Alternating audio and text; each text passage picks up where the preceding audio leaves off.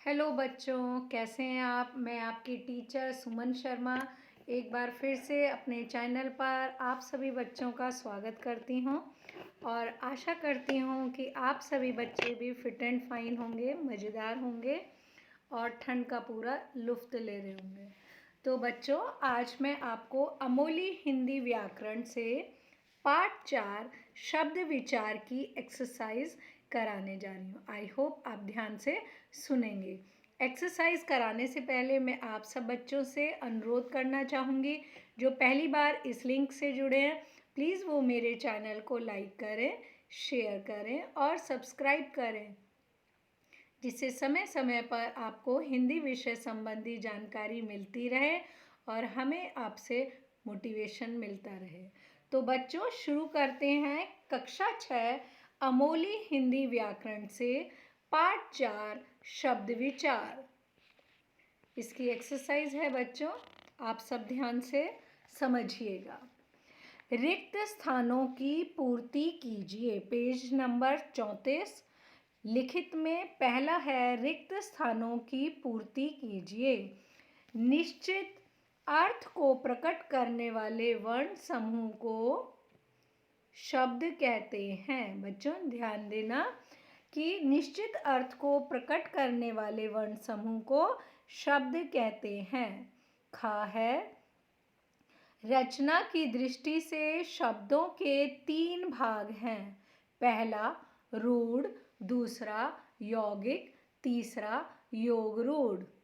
ग, परंपरा से चले आ रहे शब्द जिनके सार्थक टुकड़े नहीं किए जा सकते, उन्हें रूढ़ शब्द कहते हैं। उन्हें क्या कहते हैं बच्चों? रूढ़ शब्द, जिनके टुकड़े नहीं किए जा सकते। घ, दो या दो से अधिक शब्दों या शब्दांशों के मेल से बनने वाले शब्द यौगिक कहलाते हैं। अणा, दो या दो से अधिक शब्दों या वाक्यांशों के मेल से बने शब्द जो किसी विशेष अर्थ में रूढ़ हो गए हों, उन्हें योग रूढ़ शब्द कहते हैं। उन्हें कहते हैं योग रूढ़ शब्द। च, शब्द जब वाक्य में प्रयोग किए जाएं तो पद बन जाते हैं। शब्द जब वाक्य में प्रयोग किए जाते हैं बच्चों, तो उन्हें पद कहते हैं। छ, जो शब्द केवल एक अर्थ देते हैं वे एकार्थी कहलाते हैं। ज, एक दूसरे का उल्टा अर्थ देने वाले शब्द विलोम कहलाते हैं। यानी एक दूसरे का उल्टा अर्थ देने वाले शब्द विलोम शब्द कहलाते हैं। अगला जो है प्रश्न वो देखिए, निम्नलिखित शब्दों को उचित शीर्षक के नीचे लिखिए। यानी यहाँ पर बहुत सारे शब्द दिए गए हैं, आपको तत्सम, तद्भव, देशज और विदेशज, इनमें अलग अलग कैटेगरी में करना है। सबसे पहले हम तत्सम लेंगे। तत्सम में अशु, नृत्य, ग्राम, मृत्तिका। तद्भव शब्द दही, गांव, मुंह, कुआं। देशज शब्द हैं जूता, पगड़ी, खटखटाना, झाड़ू। विदेशज शब्द हैं कॉलेज, टेलीफोन, अदालत, जमीन। आई होप प्रश्न 2 आपने अच्छे से समझ लिया होगा। तीसरा, मिलान कीजिए का। संस्कृत से हिंदी में ज्यों के त्यों लिए गए शब्द कहलाते हैं बच्चों तत्सम शब्द। तत्सम शब्द जहाँ पे लिखा है तीसरा, उसके साथ आप इसका मेल कीजिए। ख, कुछ परिवर्तन के साथ हिंदी में प्रचलित संस्कृत के शब्द, ये कहलाता है तद्भव शब्द। पांचवा आपका पॉइंट है तद्भव शब्द, जो ख का मिलान है। ग, विदेशी भाषाओं से हिंदी में आए शब्द, उनको कहेंगे विदेशज शब्द, जो पहला है, उसके साथ इसका मिलान कीजिए। घ विभिन्न बोलियों और आम बोलचाल की भाषाओं से हिंदी में लिए गए शब्द। घ का है देशज शब्द। छठा जो है वो घ का मिलान है।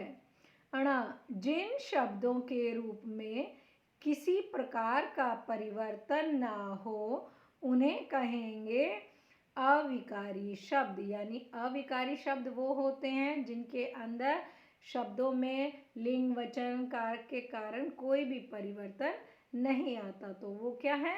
अविकारी शब्द।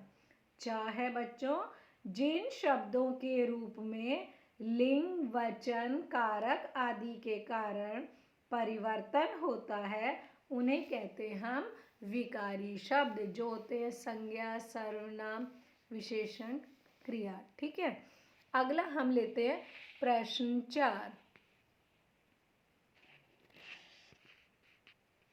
प्रश्न 4 है बच्चों, उदाहरण स्वरूप उदाहरणानुसार तत्सम तद्भव शब्दों के जोड़े बनाइए। इनमें जोड़े बनाने हैं। कुछ शब्द ऊपर दिए गए हैं, हमें उन्हें तत्सम और उनका तद्भव रूप लिखना है। जैसे काष्ठ, काष्ठ का अर्थ है काठ। हस्त, हस्त का हाथ। स्वर्ण यानी सोना। जिह्वा यानी जीभ। दंत यानी दांत। अगली जो है पंक्ति उसमें तत्सम शब्द देखिए, सत्य का सच, नासिका का नाक, सर्प का सांप, दुग्ध का दूध, निंद्रा का नींद। अगला है प्रश्न 5। निम्नलिखित शब्दों को पहचान कर उनके सामने रूढ़, यौगिक तथा योग रूढ़ शब्द लिखिए। पुस्तक का पुस्तक है रूढ़ शब्द। अगला भारतवासी, ये है यौगिक। ग पीतांबर यानी योग रूढ़। घ दशानन योग रूढ़ शब्द है।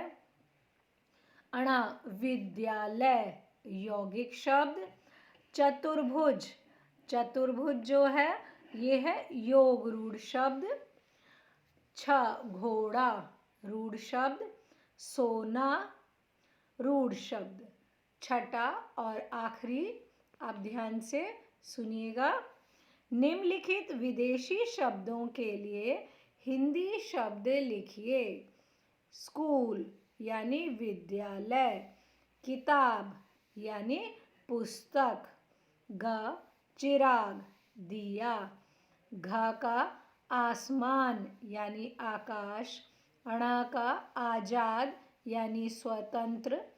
च जमीन का धरती।